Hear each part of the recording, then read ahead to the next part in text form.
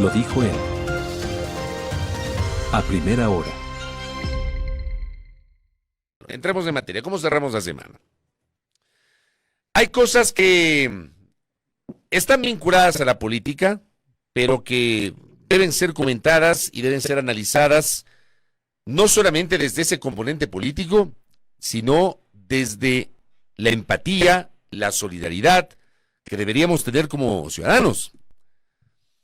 Y yo les invito a hacer una mirada retrospectiva al caso de la subteniente Aidita Ati. Es probable que muchos de ustedes no sepan de lo que estoy hablando. ¿Saben por qué? Porque este tema, lamentablemente, no ha estado permanentemente presente en la agenda de la opinión pública en los últimos tiempos. Por eso yo les invito a hacer una mirada retrospectiva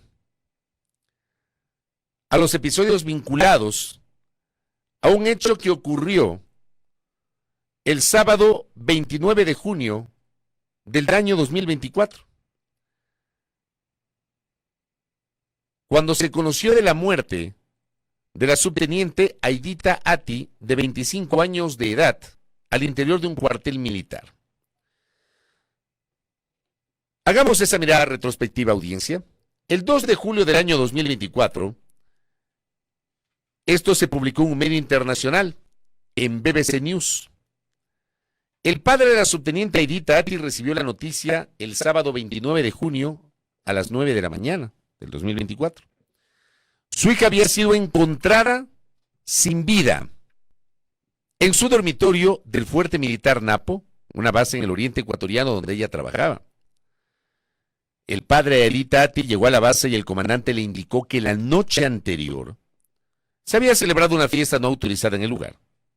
Ati había sido llevada a su habitación y amaneció sin vida, según el relato. Se había ahogado por el licor, le dijeron al padre, según declaró a medios locales.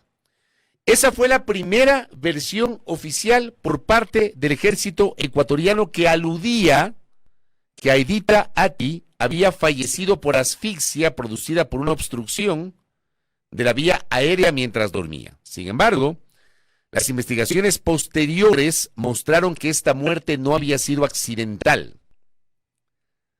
La autopsia reveló que la verdadera causa había sido asfixia por estrangulamiento. Fue entonces que la Fiscalía anunció el inicio de la investigación del caso bajo el protocolo para femicidios y otras muertes violentas de mujeres. Esto, como digo, ocurrió a fines de junio del año 2024. A partir de este hecho, se establecieron pues algunas interrogantes. Y cito un reporte del portal digital Plan B, del 3 de julio. Hablamos de 4 días después de que se conoció la muerte de Aidita Ati. Y Plan B planteaba 5 grandes dudas tras el asesinato de la subteniente Aidita Ati. La joven oficial acantonada en el fuerte militar Napo, decía la nota, murió de forma violenta según reveló el protocolo de autopsia. No fue por asfixia, por atragantamiento, como se dijo preliminarmente por parte del ejército, y se presume que también hubo violencia sexual. Entre los deudos y su defensa, crecen las dudas sobre lo que realmente ocurrió entre las 18 horas del viernes 28 de junio y el amanecer del sábado 29.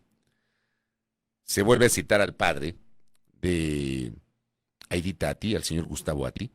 En un conmovedor testimonio, el padre de la fallecida clama al mando militar que no permita que 4 sospechosos escapen. ¿Cuáles son las 5 inquietudes que plantea Plan B en ese momento? 1.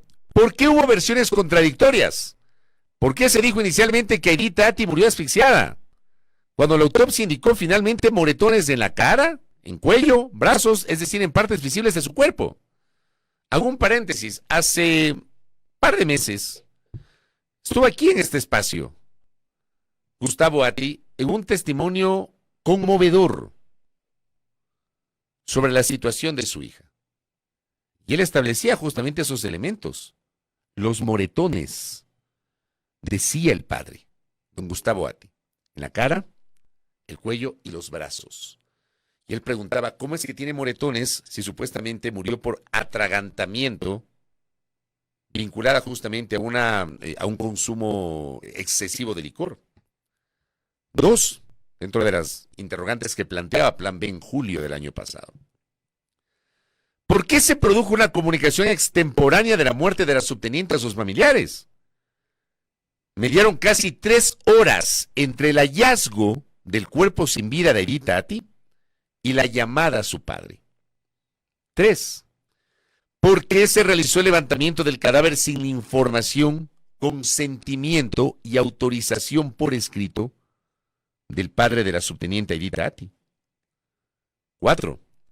¿Por qué se trasladó el cuerpo a la morgue del Lago Agrio cuando el deceso ocurrió en el Coca? Se conoce que en esta ciudad desde septiembre del 2019 sí se pueden hacer análisis forenses.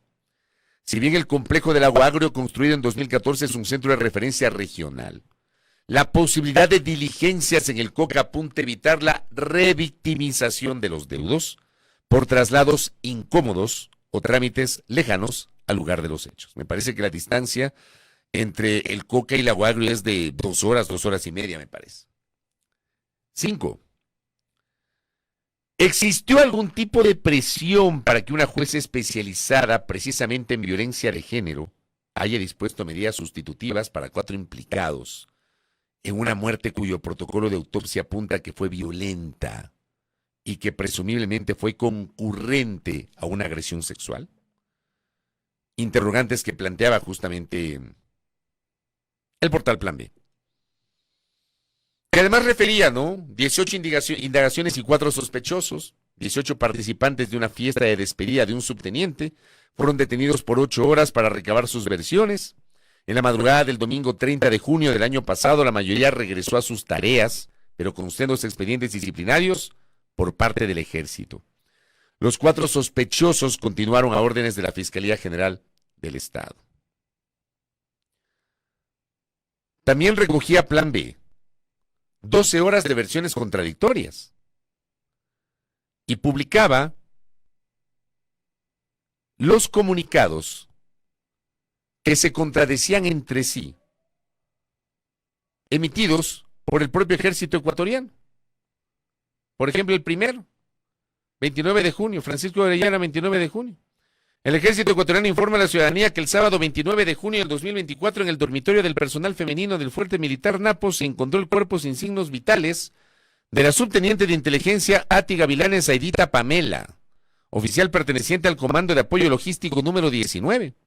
Inmediatamente se informó a la Policía Nacional para que realice los procedimientos correspondientes para el levantamiento del cadáver. De acuerdo al reporte inicial, la causa del fallecimiento sería asfixia producida por una obstrucción de vía mientras dormía. En otro comunicado, el mismo 29, el ejército ecuatoriano ante el fallecimiento de la señorita subteniente de intendencia Aidita Pamela Atti Gavilanes, oficial perteneciente al Comando de Apoyo Logístico número 19, expresa sus condolencias y se solidariza con los familiares de la señorita subteniente. Ahora sí empezaron como corresponde redactar estos comunicados, con una solidaridad. Asimismo, la institución ha dispuesto de forma inmediata a brindar todas las facilidades a la Fiscalía que lleva adelante la investigación para que el personal militar rinda su versión para esclarecer lo sucedido y se conozca la verdad de este hecho que enluta al ejército. La institución militar mantiene y mantendrá 0 tolerancia con todo lo que está al margen de la ley, por lo que condena enérgicamente todos los actos que atentan contra la integridad y la vida de las personas y transgrede los valores y principios institucionales. Miren la diferencia entre un comunicado y el otro. Porque en un comunicado ya aseguraban que ella había muerto por asfixia, por obstrucción de vía aérea, o sea, por atragantamiento. Y en el segundo, en cambio, ya se abren a la posibilidad de las investigaciones. Al día siguiente, un tercer comunicado, el 30 de junio. El ejército ecuatoriano informa a la ciudadanía que el domingo 30 de junio, en horas de la madrugada, 18 personas pertenecientes a la institución han sido detenidas por el lapso de 8 horas para el cumplimiento de investigaciones dispuestas por la Fiscalía ante el caso de la subteniente Aidita Atti. Como institución seguiremos actuando con total transparencia para que ningún acto quede en la impunidad y aquellos a quienes se determinen responsabilidades sean juzgados con el máximo rigor de las leyes ecuatorianas. 3 comunicados distintos entre sí, Por eso justamente se hablaba de las contradicciones. La Defensoría del Pueblo, esto pasó a fines de junio. Julio, agosto, septiembre. 3 meses después, casi 4 meses después, el 20 de septiembre, la Defensoría del Pueblo emite una alerta sobre este caso. A partir de haber accionado la vigilancia en torno a la marcha del proceso que estaba a cargo de la Fiscalía. Y el señor defensor del pueblo encargado, el doctor César Córdoba Valverde, emitió un exhorto al gobierno nacional para que en el marco de sus competencias constitucionales y legales responsable de establecer estrategias para atender la seguridad nacional y proteger el libre ejercicio de los derechos de las personas dentro del territorio nacional, a contar con las garantías necesarias a cumplir de manera urgente, diligente y permanente con acciones que indiscutiblemente deben observar un enfoque de derechos humanos y género que garanticen la vida y la integridad del personal. A la función judicial y a la Fiscalía General del Estado a investigar y juzgar en un plazo razonable, brindando seguridad jurídica, tutela judicial efectiva y con la debida diligencia el esclarecimiento de los hechos que causaron la muerte de la subteniente Aidita Pamela Atti Gavilanes y la emisión de las alertas causales que permitan prevenir otras muertes al interior de recintos militares y de la fuerza pública del país, garantizando la reserva, protección y asistencia a las víctimas, testigos y otros participantes del proceso. Al Ministerio de Defensa, a respetar y ser coherente con la sociedad en cuanto a la difusión de información, considerando la situación que vive la familia de la subteniente Aidita Pamela Atti Gavilanes, así como brindar las facilidades e información necesaria para el esclarecimiento de los hechos, dado que la muerte ocurrió en el interior de un recinto militar estatal. Al Ministerio de la Mujer, a generar procesos sostenidos de política pública para la sensibilización y formación para los miembros de las fuerzas militares y policiales en temas de derechos humanos y especialmente en cumplimiento de su mandato.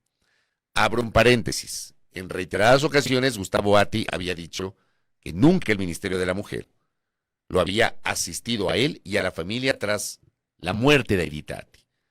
No tengo referencias al día de hoy si finalmente el Ministerio de la Mujer se contactó con la familia Atti, con el señor Gustavo Atti, y les brindó la asistencia correspondiente. No puedo afirmar algo que no me consta en este momento, por eso planteo la interrogante. Sí dijo en su momento el señor Atti que el Ministerio de la Mujer no le había, ni siquiera se había comunicado con él. Al Servicio Nacional de Medicina Legal y Ciencias Forenses se dirigió también con este exhorto a la Defensoría del Pueblo, que cumpla con los protocolos y personal calificado en cuanto a las pericias e informes que sean requeridos para el esclarecimiento de los hechos. Se menciona también al ISFA, que es el Instituto de Seguridad Social de Fuerzas Armadas, a los medios de comunicación a manejar con respeto, ética y desde un enfoque de derechos humanos e información respecto al caso de la subteniente Atti y al Consejo de Comunicación. Ese fue el exhorto de la Fiscalía. La Defensoría del Pueblo también estaba observando. Esto fue en septiembre, 20 de septiembre. Pero ¿qué pasó el 28 de octubre? Un mes después de este comunicado y casi 5 meses después de la muerte de Aidita Atti. Nota del portal Primicias: Fiscalía se ratifica y no acusará a los militares procesados por la muerte de la subteniente Aidita Atti. Luego de 5 meses de que la subteniente Aidita Atti fuera encontrada sin vida en su dormitorio del fuerte militar Napo, el caso llegó a un momento decisivo. Los militares procesados por su muerte no serán acusados por la Fiscalía. El lunes 28 de octubre pasado se conoció que el fiscal provincial de Orellana, Luis González, se ratificó en el dictamen abstentivo presentado inicialmente por la fiscal de la Unidad Especializada en Investigación de Uso Legítimo de la Fuerza de Pichincha, María Isabel Jiménez. El 26 de septiembre, la fiscal Jiménez emitió su dictamen abstentivo en contra de los militares y el caso fue remitido a la Fiscalía de Orellana, en donde ocurrieron los hechos, para su revisión. El fiscal provincial debía pronunciarse en un plazo de 30 días.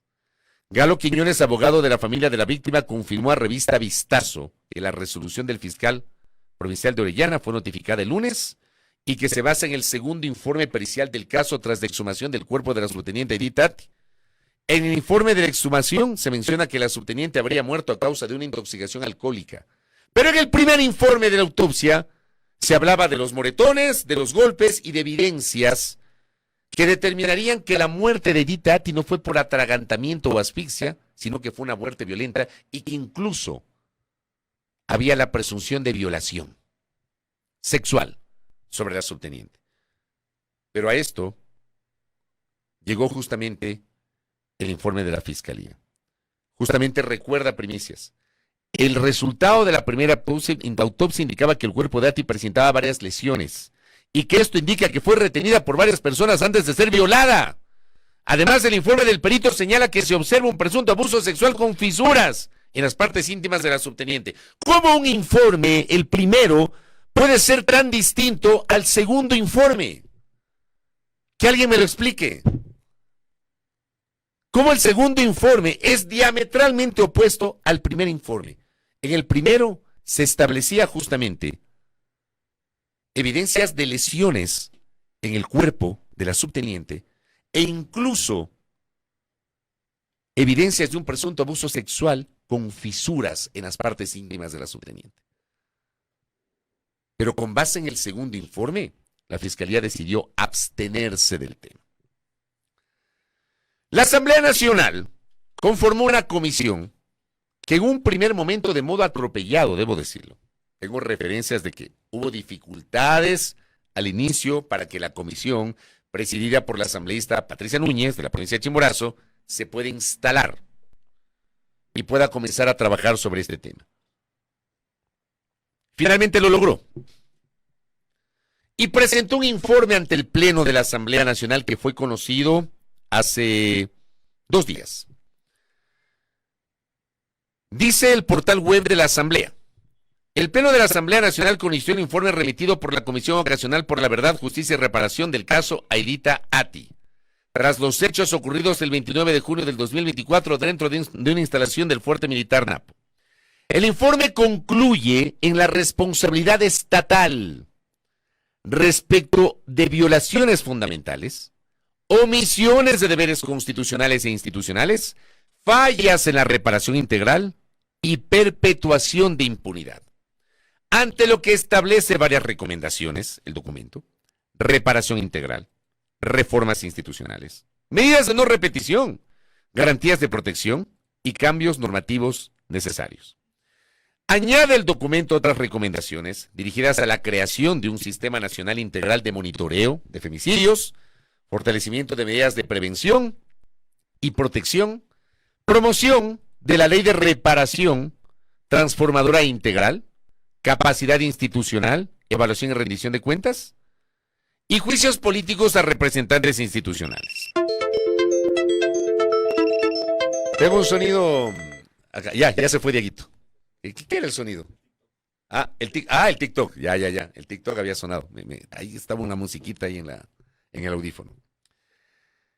La ponente del informe, la asambleísta Patricia Núñez, explicó que el trabajo de la Comisión Ocasional, o mencionó el trabajo de la Comisión Ocasional, la línea de tiempo de los hechos desde el 28 de junio del 2024, la apertura de la investigación por parte de la Fiscalía y otros hechos que permiten concluir que existen omisiones que deben ser consideradas por una responsabilidad política. Y en esa línea expusieron también las legisladoras Rosa Belén Mayorga, Luzmila Abad y Cecilia Baltasar. Un criterio distinto, sin embargo, manejó la legisladora del oficialismo Inés Alarcón, quien recordó las atribuciones de la Comisión Ocasional, que no debió excederse de su ámbito, porque este caso fue parte de una investigación de la Fiscalía General del Estado, institución que no encontró los elementos suficientes para continuar su accionar, pues determinó la inexistencia de conducta dolosa o culposa que afecte el bien jurídico del derecho a la vida, siendo la causa del fallecimiento un edema agudo de pulmón por intoxicación alcohólica. Este informe no fue aprobado por el Pleno de la Asamblea Nacional. Tuvo solo 49 votos afirmativos, tuvo un negativo, y hubo 58 abstenciones, principalmente del sector político vinculado al oficialismo. Primicias publicaba justamente aquello, tanto a nivel nacional, Primicias, cuanto a nivel internacional, Agencia F, que justamente recoge esta noticia. El Pleno de la Asamblea Nacional no obtuvo los votos suficientes, 70, para aprobar el informe que determinaba responsabilidad estatal y política en la muerte de la subteniente Aidita Atti. un presunto femicidio dentro de un cuartel militar cuya investigación archivó la Fiscalía al arguir falta de indicios. El informe elaborado por la Comisión Parlamentaria Especial creada exclusivamente para este caso obtuvo 58 abstenciones y solo 49 votos a favor. El informe concluía responsabilidad estatal respecto de violaciones fundamentales, como acabamos de leer, omisiones de deberes constitucionales e institucionales, fallas en la reparación integral y perpetuación de impunidad, según detalló en un comunicado a la Asamblea. También establecía recomendaciones como reparación integral, reformas institucionales, medidas de no repetición, garantías de protección y cambios normativos. Yo pregunto, y he dado todo el contexto para que ustedes tengan claridad sobre este caso. Porque aquí lamentablemente todo se politiza. Bueno, la Asamblea es un ente político. Y dentro de sus atribuciones, la Asamblea tiene la obligación constitucional de fiscalizar los actos del poder político. Es parte de su atribución. Obviamente, una investigación desde la Asamblea tiene un componente político, sin duda. Pero qué importante hubiese sido, más allá del tema de llevar a juicio político a alguna autoridad, tomar en cuenta otros elementos que establecía el informe. Reparaciones integrales, por ejemplo. La creación de un sistema nacional integral de monitoreo de femicidios. ¿Saben cuál es el problema de este país? Que nos quedamos siempre en la calentura, y la calentura, como he dicho en varias ocasiones, no está en las sábanas. Aquí somos campeones para sorprendernos y somos un solo hervor. Después nos olvidamos de los temas. Yo me acuerdo, por ejemplo, cuando el 25 de noviembre del año 2017, el Pleno de la Asamblea Nacional aprobó, de modo simbólico, ¿no? Porque había que hacerlo el 25 de noviembre, el día de la conmemoración de la erradicación de la violencia de género. Ese día aprobó la ley para la erradicación de la violencia de género, para entregar al país. Fue un sábado, recuerdo claramente, de modo simbólico, el mismo día de la conmemoración, ese instrumento normativo. ¿Saben qué pasó después? Que el propio Estado Central, que había impulsado el trámite de ese proyecto de ley, porque ese proyecto de ley lo entregó Lenín Moreno a la Asamblea Nacional con Rosana Alvarado como ministra de Justicia, cuando todavía existía ese ministerio. Ellos impulsaron y entregaron el documento a la Asamblea Nacional. Fue la primera vez que Lenín Moreno fue a la Asamblea después de la posesión el 24 de mayo. Fue aprobada el 25 de noviembre de 2017 con José Serrano como presidente de la Asamblea Nacional. ¿Saben qué pasó después? Ese mismo gobierno que había impulsado la ley redujo o recortó ostensiblemente los recursos para la aplicación de esa ley. Y de un presupuesto inicial de $5 millones, lo bajaron a menos de $1 millón. Eso fue lo que pasó. Y hay una serie de temas, de disposiciones, de obligaciones que establece esa ley y que no se cumplen. Y no se cumplen, ¿por qué? Por falta de voluntad política y por falta de plata. Porque aquí hay plata para ciertas cosas, pero no hay plata para otras cosas. Aquí el sentido de prioridad se lo evalúa dependiendo del momento político. Entonces, ¿qué tal, digo yo? Dejemos de lado el tema de los juicios políticos, que también estaba incluyendo el informe. Pero ¿por qué no aprobar una resolución que implique justamente impulsar la creación de ese Sistema Nacional Integral de Monitoreo de Femicidios o el fortalecimiento de medidas de prevención y protección o la promoción, como decía el documento, de la ley de reparación transformadora integral, evaluar las capacidades institucionales para poder enfrentar este tipo de situaciones? ¿Qué pasa con la rendición de cuentas? ¿Cuáles son las lógicas con las cuales se están manejando las Fuerzas Armadas que hace rato están en entredicho? Perdónenme, pero el país mira a otro lado. Las Fuerzas Armadas han estado en entredicho en los últimos tiempos por varias consideraciones. Una de esas es este caso de la muerte de Edith Tati. Lo que pasó con los 4 niños de las Malvinas, que fueron detenidos por una patrulla de 16 miembros de la Fuerza Aérea Ecuatoriana, que en lugar de entregarlos a la Policía Nacional, si supuestamente estaban cometiendo un hecho delincuencial, se los llevaron con rumbo desconocido y los llevaron a la muerte. Porque luego esos 4 chicos fueron encontrados muertos. O, por ejemplo, la relación de militares con el señor Miguel Ángel Nazareno, de quien nadie se acuerda, Don Nasa. ¿Se acuerdan de Don Nasa? ¿Se acuerdan que fue encontrado en el parqueadero del complejo ministerial en La Recoleta, en el centro de Quito? Y que un par de días después Don Nasa fue encontrado asesinado. Pero aquí como tenemos memoria corta y todo politizamos. Ya, aquí se piensa que cuando se comenta se existe o se es anti. Aquí no se entiende muchas veces la naturaleza de la opinión. Tengamos memoria. Aquí tenemos memoria corta. ¿Y por qué no nos ponemos en los zapatos del papá de Edith Atti, de don Gustavo Atti, que dijo lo siguiente? Póngame el primer extracto de lo que dijo don Gustavo Atti en el pleno de la Asamblea Nacional. Tenga la bondad. Que se había intoxicado, que era un accidente, pero su cuerpo, su rostro, sus heridas, nos dijeron otra cosa. Nos hablaron de golpes, de una asfixia mecánica, de abandono, de vejamen, de una muerte violenta, de un sistema que rápidamente quiso enterrar no solo su cuerpo, sino la verdad. Durante meses tocamos puertas, pedimos justicia, respuestas, explicaciones, pero lo que encontramos fue silencio. Y cuando la justicia habló, fue para decirnos una verdad alterada, que no agotó todas las líneas investigativas y nos dejó con más dudas que certezas. Con un informe pericial posterior, se pretendió enterrar la falta de prevención, las irregularidades de la falta de las debidas diligencias, el deber de protección del Estado y la obligación de una investigación imparcial, reparación y no repetición. A mí me parece que a don Gustavo Atti, el Estado ecuatoriano no le aseguró una investigación imparcial. Opinión. Viendo el desarrollo de los hechos y viendo el testimonio y escuchando el testimonio de un padre desesperado, decepcionado, desencantado con la ausencia de justicia. Siempre se habla de la necesidad de verdad, justicia y reparación. Eso no existe en este país. Me van a perdonar, pero eso no existe en este país. Y el testimonio del señor Atti es una muestra de aquello. Él decía en el pleno de la Asamblea, durante meses tocamos puertas, pedimos justicia, respuestas, pero encontramos silencio, y cuando la justicia habló, fue para decirnos una verdad alterada.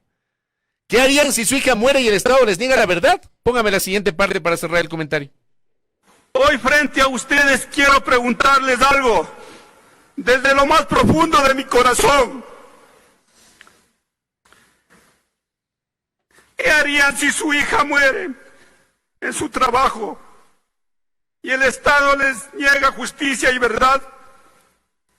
Si la institución a la que juró lealtad cierra sus filas para encubrir lo sucedido.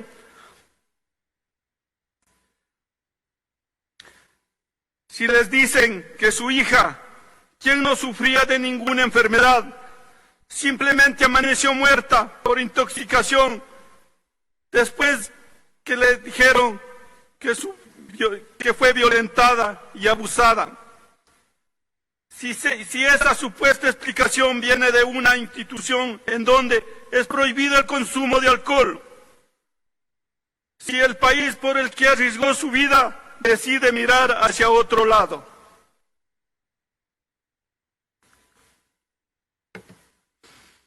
Mi hija no murió en una guerra, no murió en combate, fue hallada muerta en su dormitorio y dentro de una base militar. O al menos eso nos han dicho desde la versión oficial. Es imposible no conmoverse con el testimonio de un padre. Lo digo como padre. Tengo una hija de 29 años que gracias a Dios todavía la tengo conmigo. El señor Atti tenía una hija de 25 años que lamentablemente ya no está con él. Es imposible no conmoverse. Pero al mismo tiempo es decepcionante que como sociedad, con este tipo de testimonios, no nos conmovamos. Que los políticos no se conmuevan, que las autoridades no se conmuevan. Que eso de que vamos a llegar con las investigaciones hasta las últimas consecuencias sea puro cuento, discurso político y para de contar. Porque eso no pasa en este país. Por eso en este país hay una decepción total y una falta de credibilidad sobre la justicia. Porque aquí en este Ecuador no hay justicia. o si hay justicia, termina siendo selectiva, rapidita para unos, muy lenta o inexistente para otros. Yo quería mencionar este comentario porque es un tema que no podemos dejar pasar por alto. Son temas que como sociedad tenemos que discutir. Acá María Eugenia Molina dice, escuchar y ver ese padre, si escuchar y ver ese padre no nos conmueve como sociedad, no sé qué puede hacerlo, es tremendamente doloroso. Le envío un abrazo al doctor Juan Pablo Albán Alencastro, que también ha estado patrocinando y respaldando al señor Gustavo Atti. De hecho, el doctor Albán con el señor Atti estuvieron hace pocos meses acá en la radio hablando sobre este tema. Dice el doctor Albán, solo por agregar que en la misma brigada de Selva falleció en circunstancias por demás extrañas otro oficial, la subteniente María José Morillo, en el año 2021. Y que, como le contamos cuando estuvimos con usted en la radio, me dice el doctor, hubo advertencias a Gustavo de que desista de su reclamo o de señalar responsabilidad de la Fiscalía bajo amenaza de procesarle penalmente a él. Tamara Hidrobo me dice, hay algo que no se comprende y es que en Ecuador y sus instituciones son feminicidas.